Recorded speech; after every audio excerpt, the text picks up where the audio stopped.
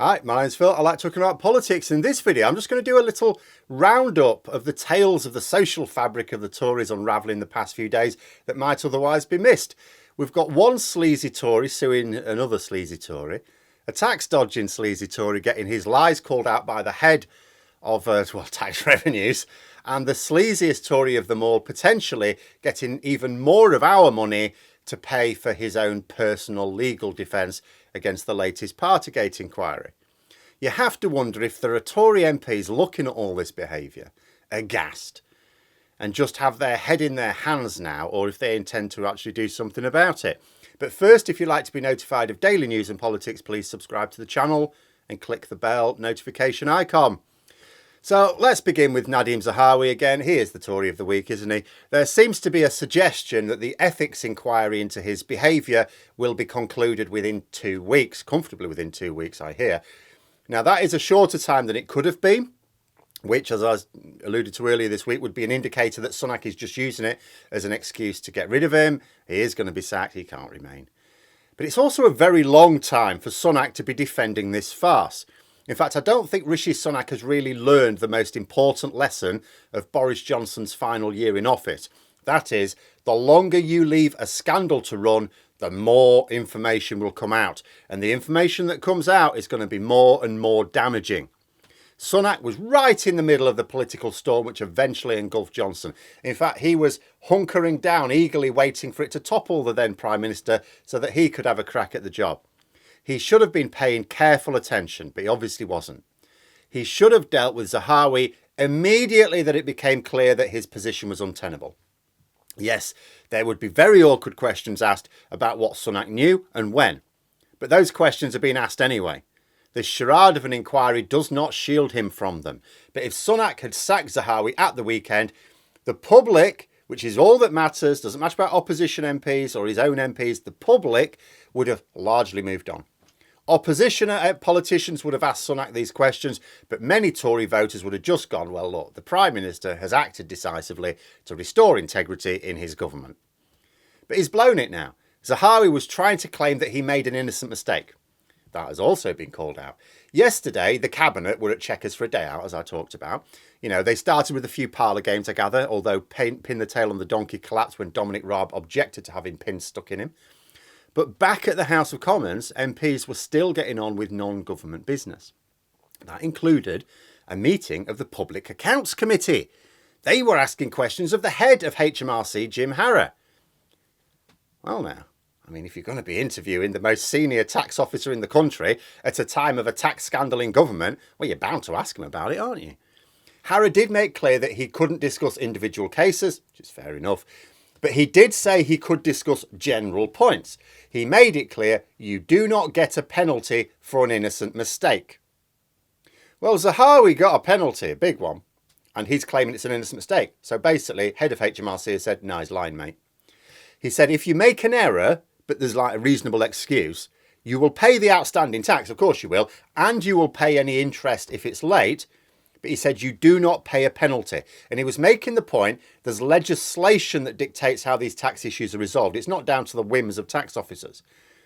And that got me to looking up what these penalties are. So first of all, by the way, it's now clear, if it was in any doubt before, Nadhim Zahawi has broken the law.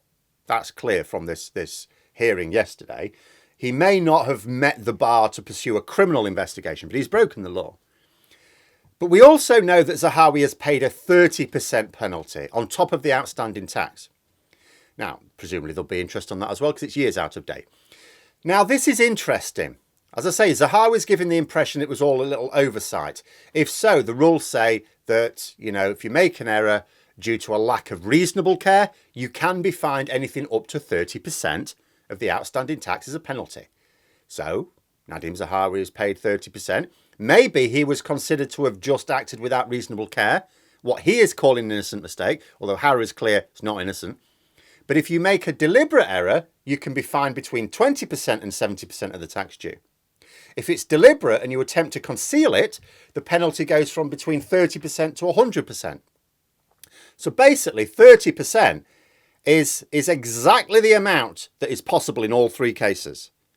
30% is the only penalty that can be leveraged on an unlawful failure to declare your income properly and pay your taxes properly in all 3 levels of seriousness. As a result, unless we ever get an official notice of what the conclusion of the HMRC investigation was, we actually don't know what they concluded. We might imagine, that the conclusion was just that he failed to take reasonable care and they fined him the maximum 30% allowed under the circumstances. But we don't know that. Was the error considered deliberate and that he tried to conceal it? And did Zahawi then wangle, therefore, the minimum 30% fine for the most serious breach because he leveraged his position as Chancellor in some way? This is yet another damaging dimension to the entire sorry saga. And there may well be worse to come. Hanock must be absolutely insane to be dragging this out. But then there are other things as well. There's the blue on blue action that I mentioned a couple of weeks ago. Andrew Bridgen, not technically a Conservative MP anymore because he had the whip withdrawn, but I shall still call him a Tory MP because he is a Tory and he's an MP. But he supported, he was going on a bit of an anti-vax run. And then he supported a statement from someone comparing the vaccine programme to the Holocaust. Matt Hancock described the behaviour as anti-Semitic. Bridgen threatened to sue Matt Hancock if he did not apologise for the remark within a few days. Well, Hancock obviously didn't, because what he said was generally regarded as reasonable, actually. Bridgen is now suing Hancock for defamation. He says a lawyer's letter's gone to Hancock. He will lose badly, of course. You don't need to be a legal expert to see that. If it gets to court, it may end up being a useful exercise in what defamation actually is. The problem is that people think defamation is simply, as the name might suggest, making maliciously defamatory remarks about someone in public. Oh, my feelings are hurt, I'm going to sue. That is the frequent response from people who feel wronged. And there are times when the defamatory remarks are malicious and they are entirely untrue, and you could potentially do have a case. But it's still not necessarily defamation, legally speaking, because there has to be some element of loss for defamation to be proven. Bridgen will have to prove that Hancock's remarks damaged Bridgen's reputation. And it's quite hard to show. The easiest way to show it is with some demonstrable financial loss or something, but there has to be some way of showing it. But then the thing is, the guy had the Tory whip removed for his support of the comparison of the vaccine programme to the Holocaust. See, all this is going to do is feed another media circus to show how fractured the Tories have become. The media will have a field day if it ever goes to court.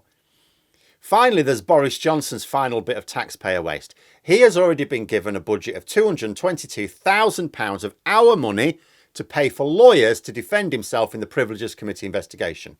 This week we learn he may get more still. There doesn't seem to be a limit to what he can spend. Now, this is not normal. MPs facing the committee, if they want legal advice, they can pay for it, but it's not a criminal probe. It's not a court hearing. It's not even a civil case. It's just a select committee hearing. Yes, it's one with serious consequences for anyone being found to be in breach of the rules, but that's all it is. The government are trying to argue, it's normal to give former ministers legal support for issues relating to when they're in office. No, that's for when you're being taken to court. That's for when there are actual penalties potentially. This is not a high court. And in that case, you're really doing it to defend the government, not the individual. This isn't a court case. It's a parliamentary committee case. It is normal to have legal representation in court. So yes, if you're doing something in your capacity as a former minister, okay. But this is a parliamentary committee. This inquiry is not a legal matter. Other people who face the committee don't necessarily have a lawyer sat by them. He's not going to be fined or imprisoned if the decision goes against him, no matter how badly it goes against him. He will, at worst, be suspended from the House of Commons. They know this isn't right. And it looks especially bad when Johnson is himself receiving millions of pounds. Since he stepped down as Prime Minister, he has made millions of pounds for speeches conducted during parliamentary time when he's supposed to be an MP, the advance for his memoirs, which any respectable bookshops will stock in the fiction section, various donations he's still receiving from wealthy Tory benefactors in this country and abroad. Millions he's had.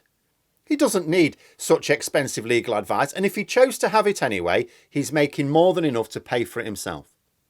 All has echoes of the final days of the last Conservative government, washed away by sleaze. Actually, in this case, it's more like the last days of Sodom and Gomorrah, isn't it?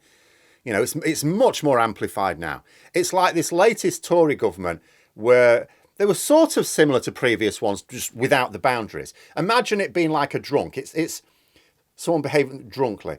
They are who they are. They're behaving as they are, but without the boundaries, without the restraint. You know, what we had from Cameron onwards was the extreme trajectory of Thatcher's politics. Now, don't get me wrong, Thatcher would be appalled by this lot, but they are really a product of the way her politics was going. It's just that her politics, in her mind, went to a point and it had constraints. But these don't behave with the constraints. They went, we don't need these constraints, let's get rid of them. It's costly to have constraints. So given that this was the most extreme Tory government in modern times, I suppose we should have expected that their end would see ever more reckless behaviour. After all, if they proceeded without very much caution when they were taking elections seriously, when they're actually trying to win them, how much more extreme might they behave if they actually don't think they're going to win the next election? So let's get in good while we can.